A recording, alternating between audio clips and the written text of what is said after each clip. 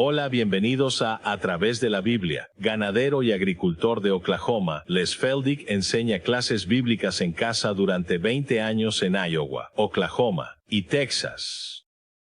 El estilo único de enseñanza bíblica de Les Feldick ha hecho que los libros de la Biblia cobren vida. Cuando les está enseñando, es tan interesante que la gente dice que el tiempo parece volar. Y ahora, aquí está Les Feldick. De nuevo, es bueno tener a todos de vuelta aquí en el estudio. Vaya, tenemos un buen grupo hoy. Eso es lo que hace el clima, ¿verdad? Recuerdo que hace un tiempo tuvimos solo un pequeño número debido al mal tiempo. Pero estamos contentos de tener a todos hoy, desde Bartlesville y Tahlequah, McAllister, Elberton. Vaya, eso es bueno. Eufaula. Y no quiero olvidar a nadie. Creo que eso es todo. Quinta, por Dios, venimos de todo el este de Oklahoma. Muy bien, para aquellos de ustedes en televisión estamos contentos de tenerlos con nosotros. Y siempre nos gusta enfatizar que esto es solo un estudio bíblico informal. No pretendemos tener todas las respuestas. No pretendemos estar en lo correcto y que todos estén equivocados. Pero nos gusta involucrar a las personas en estudiar la palabra. Y tratamos de hacerlo, simple posible. Y apreciamos escuchar de ustedes allá afuera que evidentemente lo estamos logrando porque muchos de ustedes están escribiendo que están entendiendo cosas que nunca entendieron antes. Así que valoramos sus oraciones y nuevamente solo pedimos que se conviertan en parte del ministerio porque hay muchas personas hambrientas allá afuera que creo que estamos alcanzando y que de otro modo nunca podrían ser alcanzadas. Muy bien, para aquellos de ustedes aquí en el estudio ahora, estamos listos para volver. Recuerden que en el último programa dije que íbamos a ver. ¿Por qué? ¿Por qué ha sufrido Israel tan inexorablemente a lo largo de los años y por qué su mayor tumulto aún está por venir? Y así es. Vamos a ver probablemente en el próximo programa donde Jesús dijo en Mateo 24 que esos días serán los peores que el mundo haya conocido. Nunca ha habido nada igual antes, ni jamás lo habrá de nuevo. Y por supuesto Israel está en el vórtice de todo eso. Está bien, volteen conmigo, si quieren, a Jeremías capítulo. Solo veremos algunos versículos de las Escrituras a lo largo del Antiguo Testamento en este programa y, con suerte, tendremos tiempo para también entrar en el Nuevo y ver que Dios tiene sus propias razones, tiene sus propios propósitos. Pero aquí en Jeremías 30, bajen al versículo 6. Jeremías 30, comenzando con el versículo 6, donde el profeta escribe: Pregúntate ahora y ve si un hombre trabaja con un niño. ¿Por qué veo a cada hombre con las manos en sus lomos como una mujer en trabajo de parto y todos los rostros se han vuelto pálidos? En otras palabras, por miedo y el tumulto. Ahora el versículo 7, ay, porque ese día es grande, de modo que no hay ninguno como él. Ese es incluso el tiempo de la angustia. Jacob.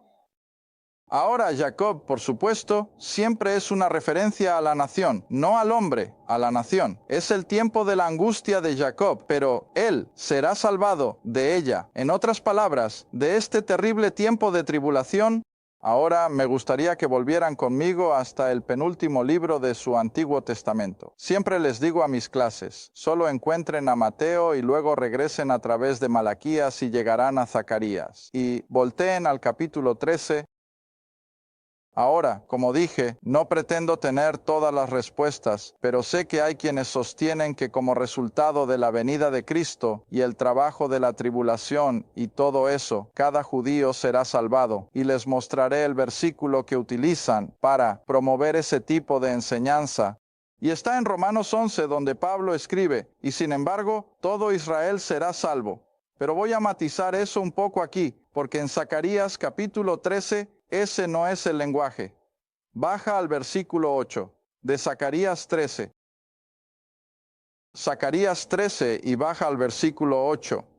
Todos conmigo.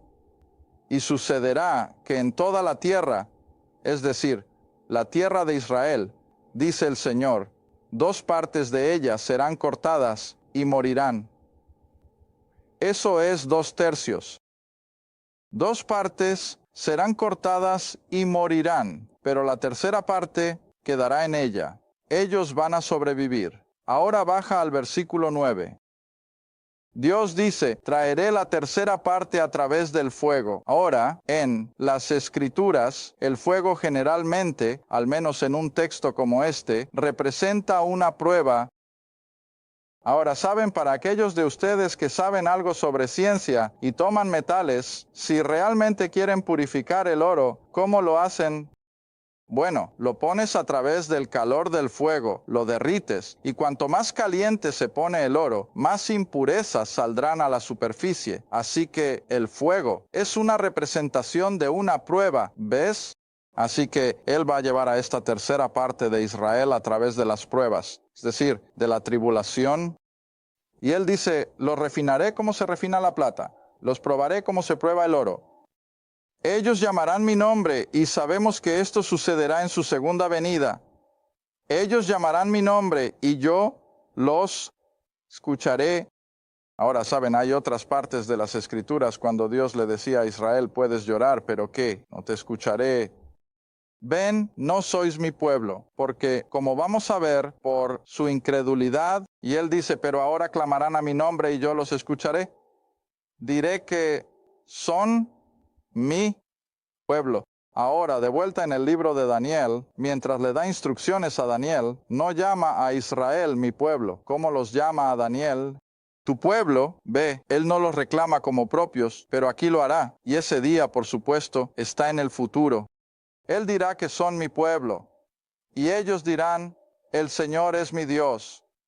Muy bien, ahora volvamos a Deuteronomio, y trataremos de establecerlo a partir de las Escrituras y con todo el amor y la ternura que podamos mostrar al pueblo judío, porque siempre tengo que recordarme que, hace un año o dos, creo que se informó en el Jerusalem Post, donde uno de los programas de radio más populares y escuchados en Israel tuvo como invitado a un rabino anciano que tenía mucho respeto entre los judíos, y en el transcurso de ese programa hizo la afirmación de que la razón por la que Israel había sufrido tanto, estaban pensando, por supuesto, en el Holocausto y varias otras cosas, era por su pecado.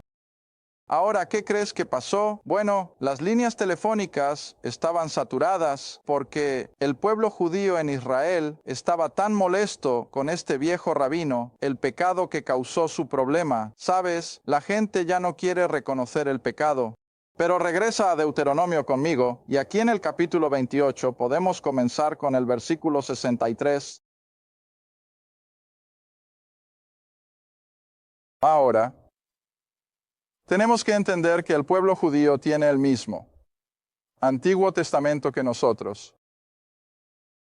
En otras palabras, cuando leo un devocional en un periódico de Jerusalén de uno de los rabinos, el rabino Rishkin, y cuando cita las Escrituras, es palabra por palabra con nuestra versión Reina Valera, muy raramente encuentro que se desvíe en absoluto. Y así, ellos tienen esto. Pueden leerlo. Ahora mira lo que dice. Y sucederá que, así como el Señor, ahora esto es Moisés hablando a la nación, todavía están allí en la tierra de Sinaí, aún no han entrado en la tierra prometida.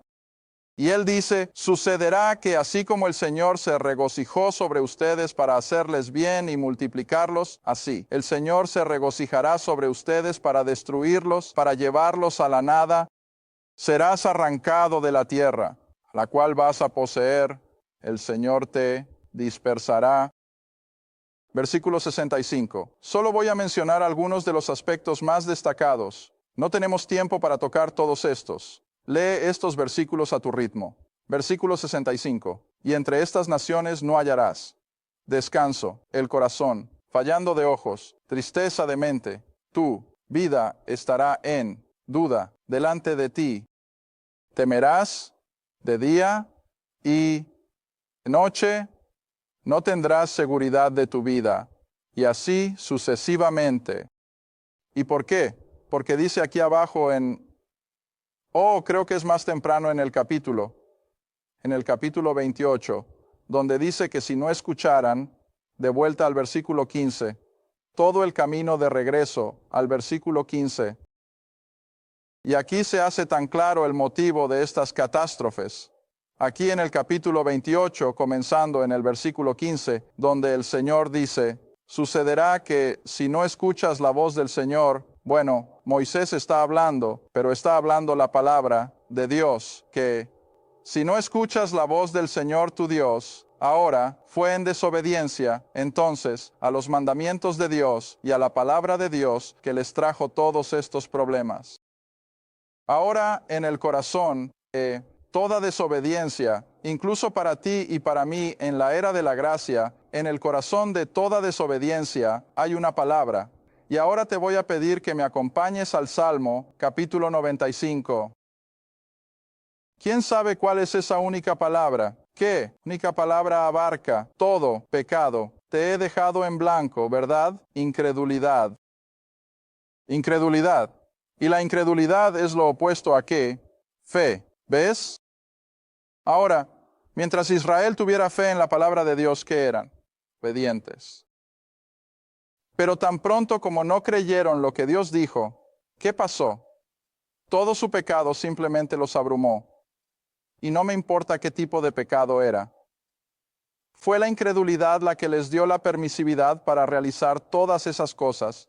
Dije Salmos 95, y ni siquiera lo he encontrado yo mismo aún.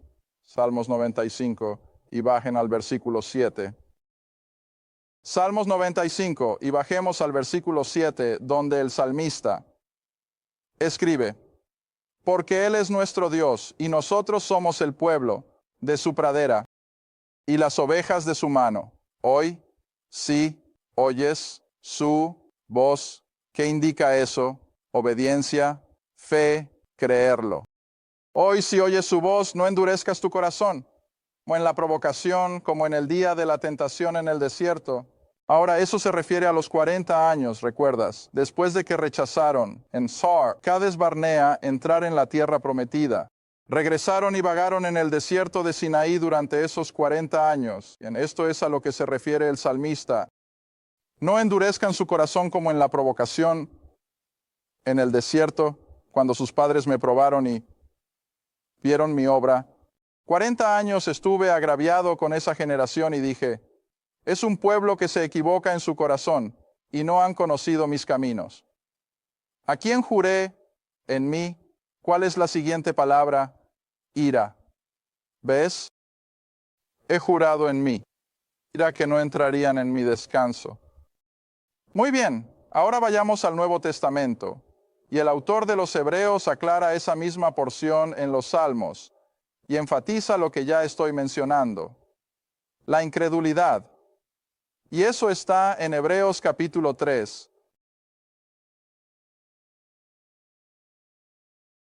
Hebreos capítulo 3. Esta es una nueva Biblia. Notarás, las páginas siguen pegadas. Tuve que pedir prestada una esta mañana. Hebreos capítulo 3 y comenzamos en el versículo 7. Hebreos capítulo 3 versículo 7. Por lo cual, como dice el Espíritu Santo, hoy, ves que ahora está citando de Salmos 95. Hoy, si oyeres su voz, no endurezcas vuestros corazones como en la provocación, en el día de la tentación en el desierto, cuando vuestros padres me tentaron, me probaron, vieron mis obras, por lo cual me disgusté con esa generación y dije, siempre ran en su corazón, no han conocido mis caminos. Así que juré en mi ira, no entrarán en mi reposo. Ahora versículo 12, creo que Pablo escribió Hebreos. Ahora se está apartando del texto real y comentando sobre él. Así que dice, tened cuidado, hermanos, no sea que haya en alguno de vosotros un corazón malo de inmoralidad, un corazón malo de cualquier otro pecado que podáis nombrar, pero un corazón malo de ¿qué? Incredulidad, ¿ves? Incredulidad. Al apartarse del Dios vivo, exhorten a otros diariamente, para que ninguno de ustedes se endurezca por el engaño del pecado. Está bien, ahora entonces, vengan hacia el final del capítulo, solo por cuestión de tiempo, porque quiero profundizar un poco más en el Nuevo Testamento sobre este mismo tema. Versículo 17, ahora refiriéndose a los hijos de Israel, quienes Josué y Caleb estaban diciendo con gran tristeza: vamos, podemos tomar la tierra. Mi Dios ha hecho todo hasta ahora. Él expulsará a los enemigos. ¿Y qué había dicho la mayoría? No se puede, ves, no se puede. Estaba pensando, preparándome la semana pasada. Cuando se trata de las cosas del Espíritu, siempre recuerda que la mayoría, rara vez, tiene razón. Nunca lo olvides, la mayoría rara vez tiene razón. Generalmente están equivocados. Y así fue aquí. Los 10 eran la mayoría, pero estaban completamente equivocados. Caleb y Josué tenían razón. Está bien, pero ahora seguiré leyendo. Pero ¿con quién estuvo él afligido durante esos 40 años?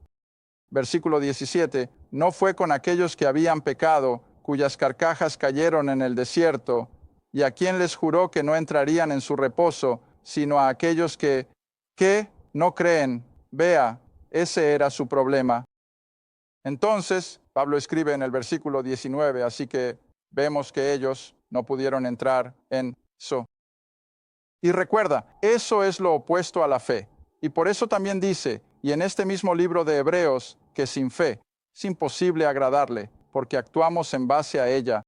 Solo tienes dos resultados opuestos. Está bien, continuando. Ahora bien, ¿por qué Dios está tratando a la nación de Israel tan duramente? Sígueme ahora al capítulo 2 de Hechos.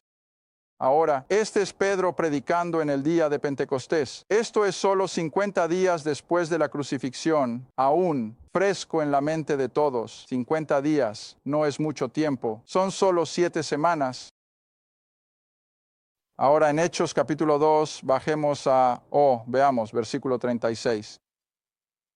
Nuevamente, por falta de tiempo, algún día estaremos estudiando el libro de los Hechos, versículo por versículo, pero hasta entonces solo tendremos que entrar y salir. Hechos capítulo 2, versículo 36. Pedro está predicando a esta tremenda multitud judía. Están allí por el día de la fiesta judía de Pentecostés de cada nación bajo el cielo. Y él dice, por lo tanto, que toda la casa de Israel, ahora míralo. Eso incluye a los gentiles. Toda la casa de Israel sepa con certeza que Dios ha hecho a ese mismo Jesús a quien ustedes, que crucificaron. Ahora, ¿qué está diciendo Pedro?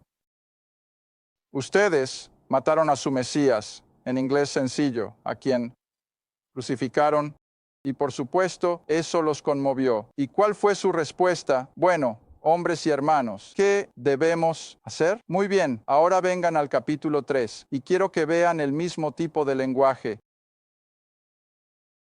Hechos capítulo 3. Y nuevamente en el versículo 12 determinas a quién le está hablando Pedro. Y esto es lo que es tan intrínseco en el estudio bíblico. Siempre pregúntate, bueno, ¿a quién se dirige esto? Claro, es para nuestro aprendizaje, pero no nos está hablando a nosotros. Confío en que no hay ninguno de ustedes aquí cuyo pastor se levante el domingo por la mañana y les señale con el dedo diciendo, ustedes mataron al Cristo, ¿verdad que no? No, pero Pedro sí lo hace. Pedro dice en el capítulo 3, comenzando en el versículo 12, hombres de Israel, ¿por qué se maravillan de esto? En otras palabras, ellos acababan de sanar al hombre cojo. Versículo 13, el Dios de Abraham, Isaac y Jacob, el Dios de nuestros padres, ha glorificado a su Hijo Jesús, a quien ustedes entregaron y negaron en presencia de Pilato. Versículo 14, ustedes negaron al santo y al justo. Ahora el versículo 15, y puedo poner el pronombre ustedes para aclarar, y ustedes. ¿Cuál es la siguiente palabra? Mataron, ven, y ustedes mataron al príncipe de la vida. Está bien, ahora entonces, al llegar al versículo 19, ¿cuál es la primera palabra? Arrepiéntanse. Bueno, ¿de qué deben arrepentirse? Ellos acaban de rechazar, matar y asesinar a su Mesías. ¿Lo ven? Ahora, esto sigue en la mente de Dios. La nación de Israel aún no ha sido perdonada por el hecho de que rechazaron, mataron y crucificaron a su Mesías. Ahora, siempre tengo mucho cuidado al enseñar esto en mis clases, para que no se interprete como una excusa para el antisemitismo. Ahora sabemos que muchas de las religiones del mundo durante los últimos 1900 años han acusado a los judíos de ser los asesinos de Dios, de ser los que mataron al Cristo, pero en realidad, como Cristo colgaba en la cruz, ningún judío le quitó la vida, ningún romano le quitó la vida. Pero ¿quién lo hizo? Él lo entregó de su propia voluntad. Pero en el trato de Dios con el pueblo del pacto, como ven, ¿y por qué los trata de la manera en que lo hace? Pedro, según la inspiración aquí, está acusando a la nación de Israel de haber matado a su Mesías. Muy bien, ahora vayamos hasta Romanos y veamos qué dice Pablo sobre todo esto. Y sabemos que debido a que Israel rechazó a su Mesías, perdieron su templo, perdieron su tierra y fueron a la dispersión, han estado en los guetos, han pasado por el holocausto y todo porque, ven, rechazaron todas las promesas, pero Dios también prometió desde el primer día que no se rendiría con ellos, que un día los traería de vuelta, los llevaría a la tierra y aún cumplirá todas las promesas que les hizo a sus antepasados. Ahora, tomamos esto en Romanos capítulo 11 desde el punto de vista de Pablo. Y recuerden que Pablo tiene un corazón por la nación de Israel, pero él es, como ven aquí en el versículo 13 de Romanos 11, no es el apóstol de Israel, como ciertamente lo fue Pedro, sino más bien su apostolado es para ¿quién? Gentiles. Ahora mira ese versículo 13, porque Pablo escribe, les hablo a ustedes, gentiles, en la medida en que soy el apóstol de los gentiles. ¿Ves? Y él dice, magnífico mi oficio. En otras palabras, nunca se va a retractar de esa responsabilidad. Está bien, ahora retrocedamos en este capítulo y encontrarás en el versículo 11, donde Pablo defiende a la nación de Israel, que no van a ser completamente aniquilados. Dios aún va a terminar su programa con ellos, pero él dice en el versículo 11, digo entonces, han tropezado, es decir, la nación de Israel para caer, para que Dios los destruya. Lejos de eso o destierra ese pensamiento, sino que más bien, a través de su caída, la salvación ha llegado ¿a quién? A los gentiles. ¿Ves eso? Ahora bien, versículo 12, si su caída es la riqueza del mundo, entonces ¿qué en el mundo va a ser? Continuando, si su caída, versículo 12, es la riqueza del mundo y su disminución, la riqueza de los gentiles, ¿cuánto? ¿Cuál es la siguiente palabra? Más su plenitud. ¿Ves? Así que su gran futuro aún está por delante de ellos. Pero Dios todavía está tratando con ellos sobre la base de ¿qué? Lo que habían hecho en su incredulidad. Muy bien, ahora pasemos al capítulo 11 un poco más adelante, al versículo 25. Después de establecer el hecho de que Dios volverá y restaurará a la nación de Israel a sus promesas originales y a su posición de pacto, nos da un marco temporal. Y así dice en el versículo 25, no quiero, hermanos, que ignoréis este misterio o este secreto que nunca fue revelado antes, para que no seáis sabios en vuestra propia concepción, que la ceguera, una ceguera espiritual, en parte, no para siempre, sino por un período de tiempo, ha sucedido a Israel hasta... Ahora les digo que esa es una palabra temporal. Israel está en su posición solo, hasta que Dios haya terminado su obra con los gentiles y nos aparta. Entonces la ceguera será levantada del judío. Ahora bien, pasemos al versículo 26. Aquí está el versículo que dije que tantas personas, creo, han sacado de contexto o no entienden lo que dice.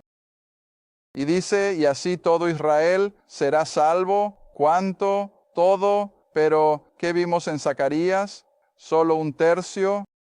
Y sabemos que a lo largo de la historia de Israel, Dios alguna vez obtuvo el 100%. ¿Cuál es la palabra? Remanente. El remanente. El remanente de Israel. Pero entonces, ¿por qué dice Pablo? Y sin embargo todo Israel era salvo. Bueno, hay una explicación bíblica, por supuesto, como siempre la hay. Regresa conmigo un minuto a Isaías. Casi tuve un bloqueo mental. Isaías, capítulo 9. Este es el capítulo 9 del libro de Isaías. Por favor, Baja al versículo 8 para continuar.